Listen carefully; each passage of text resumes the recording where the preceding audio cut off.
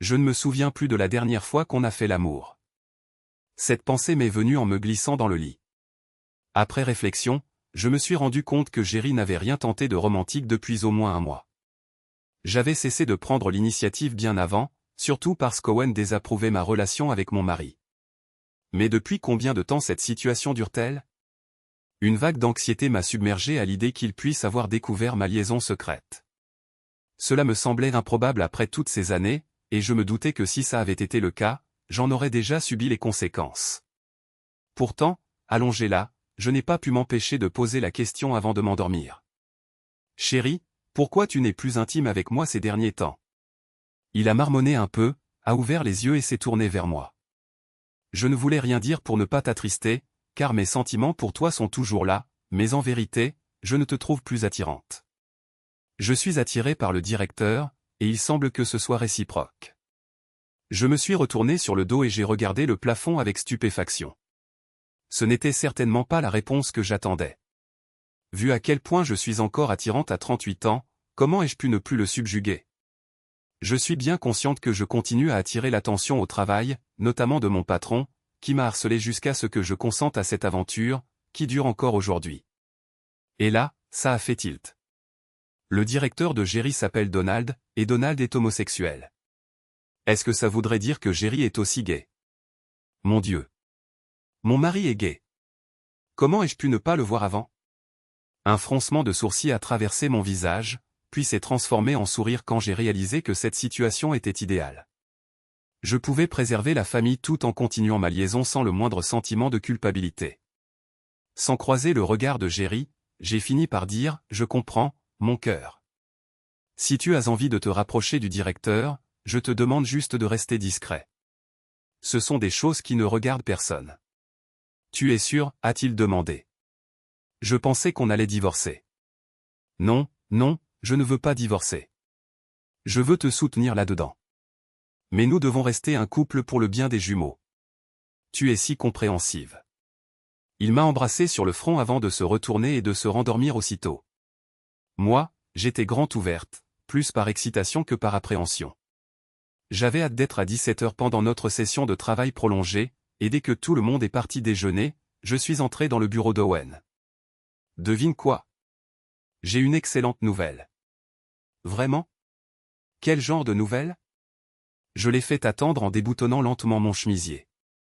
Quand il a aperçu mon soutien-gorge en dentelle, j'ai annoncé, à partir de maintenant, je t'appartiens corps et âme. Owen a levé la tête, détachant brièvement ses yeux de ma poitrine. Une inquiétude a traversé son expression lorsqu'il a demandé, « Tu n'as pas parlé de nous à Jerry, si? » Non. Il semblerait que je sois juste sa plus proche confidente, et chose intéressante, je ne l'attire plus du tout physiquement. Tu te rends compte qu'il est gay. Jerry est gay. Bon, j'imagine que ça explique pourquoi il a été si facile de me faire succomber. Il a hésité, regardant tandis que je me débarrassais de ma jupe. En fait, c'est un peu décevant. Ne dis pas ça, ai-je répondu, m'agenouillant, vêtu uniquement de mes sous-vêtements, tout en déboutonnant son pantalon. Tu sais que je suis toujours à la hauteur. C'est si calme ici. Après 3 heures de route pour rentrer, nous nous sommes relaxés au salon. Aucun enfant dans les parages et aucun appareil bruyant en marche, nous étions tous deux perdus dans nos pensées. Alors, le silence a régné jusqu'à ce que je le brise finalement. Je n'arrive toujours pas à croire que les enfants sont déjà à l'université. Je n'avais pas pleuré comme ça depuis des années. J'ai honnêtement sangloté pendant la majeure partie du trajet. Tu n'étais pas le seul parent à avoir les yeux humides. En effet, j'ai même vu quelques pères essuyer leurs larmes pendant que nous déchargions les affaires. Un mouvement subtil a attiré mon attention. Juste à temps, je l'ai aperçu assis dans le fauteuil, terminant son geste d'essuyer une larme de son œil.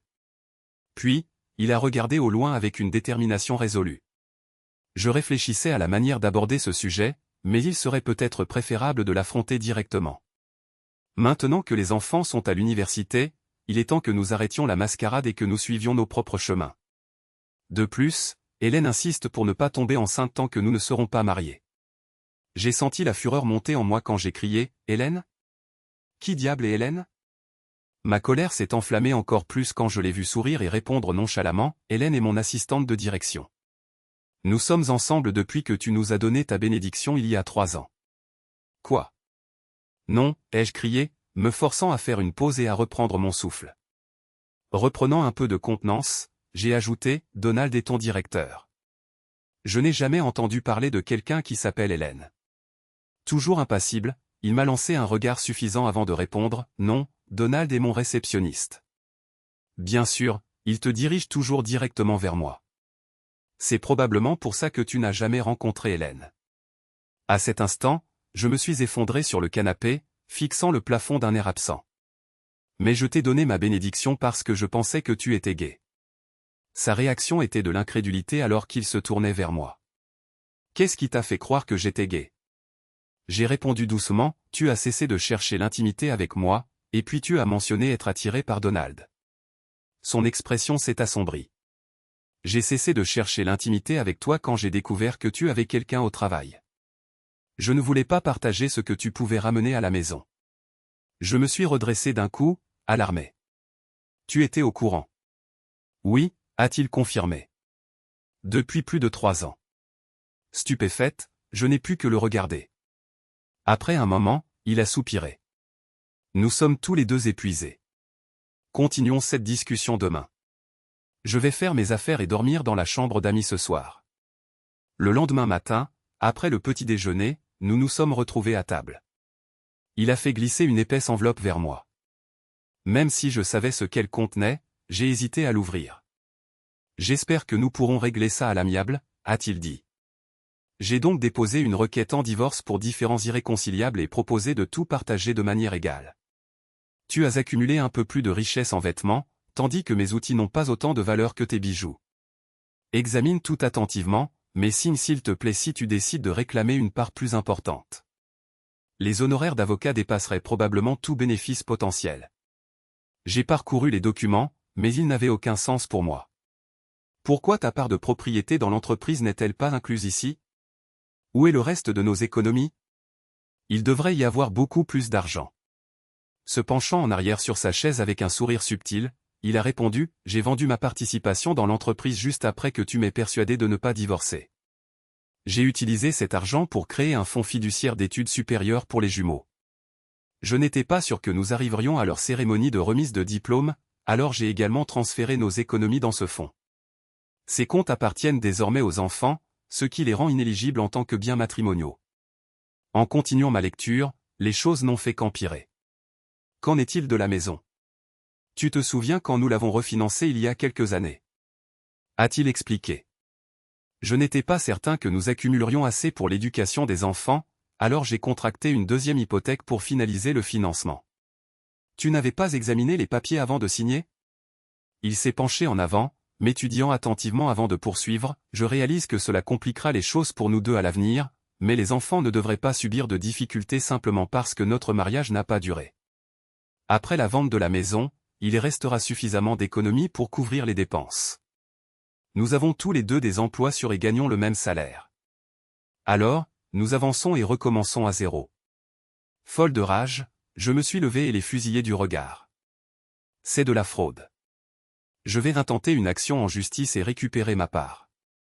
Il a souri légèrement et s'est confortablement affalé sur sa chaise. Tu ne réussiras pas. Tout a été finalisé il y a 3 ans. Non seulement alors que nous étions encore mariés, mais peu de temps après que nous ayons convenu de rester ensemble plutôt que de divorcer. Je n'ai consulté un avocat spécialisé dans le divorce qu'au début de cette année. Espèce d'ordure, ai-je craché avec colère, pour le voir sourire une fois de plus. Désolé, mais tu as perdu ce droit il y a longtemps. Après avoir consulté de nombreux avocats pro bono, ils ont tous transmis le même message. Ce que Jerry a fait était astucieux, mais comme cela bénéficiait en fin de compte aux enfants et nous affectait également, c'était tout à fait légal. Sans alternative, j'ai signé les papiers. Déménager de notre superbe maison à un appartement compact était décourageant, mais je pensais que cela pourrait simplifier les visites d'Owen. Contrairement aux attentes, il a mis fin à notre relation dès qu'il a appris que Jerry avait engagé une procédure de divorce. Il s'est avéré que c'était sa femme qui détenait la propriété de l'entreprise, et non Owen. En cas de séparation, il n'avait pratiquement rien à gagner tout en perdant son poste, ce qui l'a conduit à ne fréquenter que des femmes mariées désireuses de maintenir leur mariage. J'ai réalisé que le fait d'exposer notre liaison ne me rapporterait rien non plus, alors j'ai échangé mon silence contre une augmentation de salaire et la possibilité de conserver mon emploi. 6 mois plus tard, j'étais assise à mon bureau, examinant attentivement les derniers documents confirmant ma nouvelle indépendance. Bien que j'aie à peine enregistré l'arrivée d'un homme élégamment vêtu entrant dans le bureau d'Owen, tout le monde dans les environs a clairement entendu son « Mais qu'est-ce que c'est que ce bordel ?» retentissant sur le lieu de travail. Quand Owen est sorti, il s'est tenu dans l'encadrement de la porte, le visage rouge écarlate, et a hurlé « Pamela, foutez votre cul dans mon bureau, immédiatement. » J'étais abasourdi. Il ne s'était jamais adressé à moi ni à aucun autre membre du personnel de la sorte auparavant. Je suis promptement entré dans son bureau et j'ai fermé la porte derrière moi. « Qu'est-ce que c'est que ce bordel ?» a-t-il exigé, en jetant une pile de documents sur le bureau devant moi. Avant que je puisse les examiner, il a insisté « Pourquoi ne m'as-tu pas informé que les jumeaux étaient les miens ?» Maintenant, il me poursuit pour récupérer la pension alimentaire.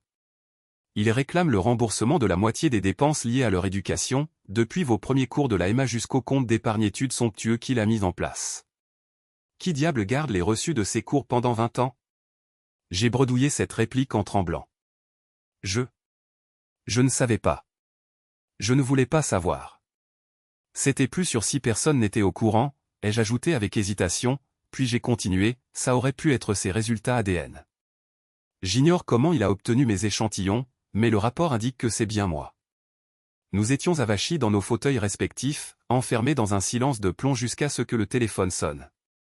Monsieur Garfield, les RH exigent votre présence immédiate.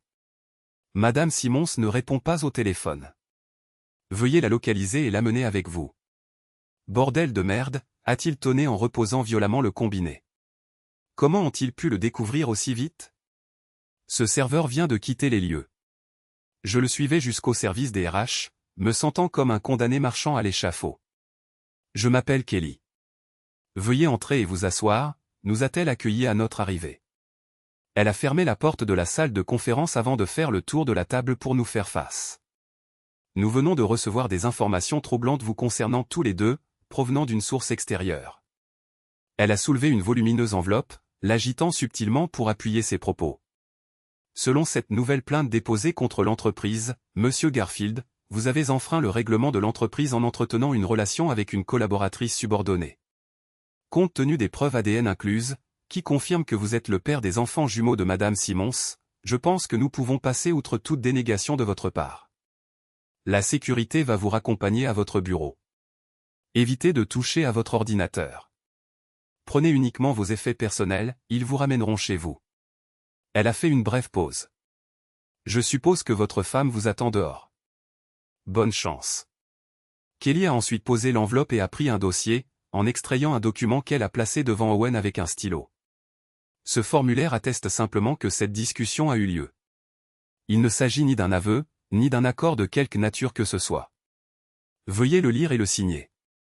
Owen a ouvert la bouche à plusieurs reprises, mais il est resté muet. Finalement, il a griffonné sa signature et a quitté la pièce. Avec une précision calme, Kelly a ramassé le formulaire signé et l'a rangé dans le dossier, puis en a extrait un autre. Madame Simmons, étant donné que vous êtes la subordonnée dans ce scénario, et compte tenu du risque potentiel de coercition, cela n'entraînera pas un licenciement. Cependant, en raison du risque accru de poursuites judiciaires similaires à celle qui nous occupe aujourd'hui, vous êtes mise en congé sans solde pendant une semaine. Nous sommes conscients qu'il peut être difficile de revenir travailler, donc si vous décidez de partir, nous sommes prêts à renoncer au préavis habituel de 2 semaines. Un agent de sécurité vous attend à l'extérieur pour vous guider jusqu'à votre poste de travail. Vous pouvez soit rassembler toutes vos affaires personnelles et partir définitivement, soit simplement prendre votre sac à main et nous vous reverrons dans une semaine. Puis elle a sorti 2 documents du dossier et les a placés devant moi. Le premier document est l'accusé de réception identique à celui qu'Owen a signé, attestant que cette discussion a eu lieu. Encore une fois, il ne s'agit ni d'un aveu, ni d'une forme d'accord, veuillez donc le lire attentivement et le signer. Le deuxième document est un accord de fin d'emploi volontaire. Si vous ne souhaitez pas rester employé ici, veuillez également signer celui-ci. Il était difficile de supporter les expressions sur les visages de mes collègues, alors j'ai fixé le sol pendant que la sécurité me guidait vers mon bureau. J'ai rapidement attrapé mon sac à main et je me suis précipité dehors. Jerry et Hélène se sont mariés un mois après le prononcé du divorce. Hélène avait 32 ans et Jerry 42 ans, mais elle n'a eu aucune difficulté à avoir 4 enfants. Il n'a jamais traité les jumeaux différemment, et ils ont continué à l'appeler papa. À l'inverse, ils ignoraient complètement Owen. Au moins, ils sont restés proches de moi. Néanmoins, je pouvais déceler le désarroi dans leurs yeux lorsqu'ils devaient justifier de la présence de leur mère à leur mariage. Jerry et moi avons maintenu des rapports cordiaux, ce qui a limité les conflits à des problèmes logistiques. Le tribunal a ordonné des tests ADN via leur laboratoire agréé, mais personne n'a été surpris lorsque les résultats se sont révélés identiques. La décision a finalement été prise en faveur de Jerry, étant donné qu'il n'y avait aucune preuve que Jerry avait des soupçons quant à la paternité des enfants. Avant de constituer les fiducies pour l'éducation, le tribunal a inclus la moitié de ces sommes dans la décision. La somme finale était légèrement inférieure à ce que Jerry avait demandé, mais il semblait satisfait, car elle dépassait ce qu'Owen aurait pu obtenir grâce à son divorce, compte tenu du contrat de mariage. Cependant, la plainte de Jerry avait priorité et a été réglée sur les biens matrimoniaux avant le règlement du divorce.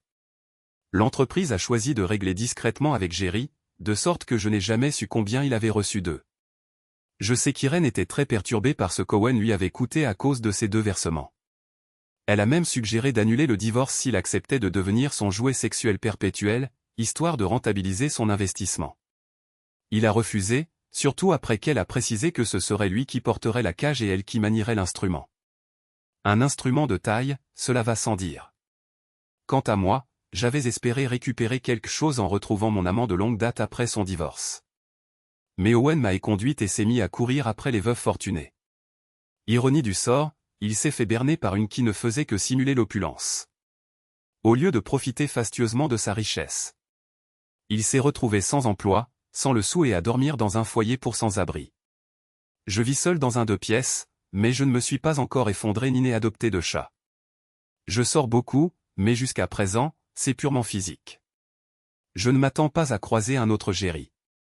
Et franchement, je n'ai même pas eu la chance de rencontrer un autre Owen. Monsieur le plaisir d'un soir calme au moins le manque pendant un temps. J'ai encore mon travail. Je ne pensais pas qu'Irène me reprendrait, mais j'ai été accueilli à bras ouverts. Le salaire n'est pas mirobolant, mais il suffit à payer les factures. Et laisse juste assez pour survivre. Ce n'est certainement pas le train de vie dont je jouissais avec Jerry, mais je n'ai que moi à blâmer pour ça.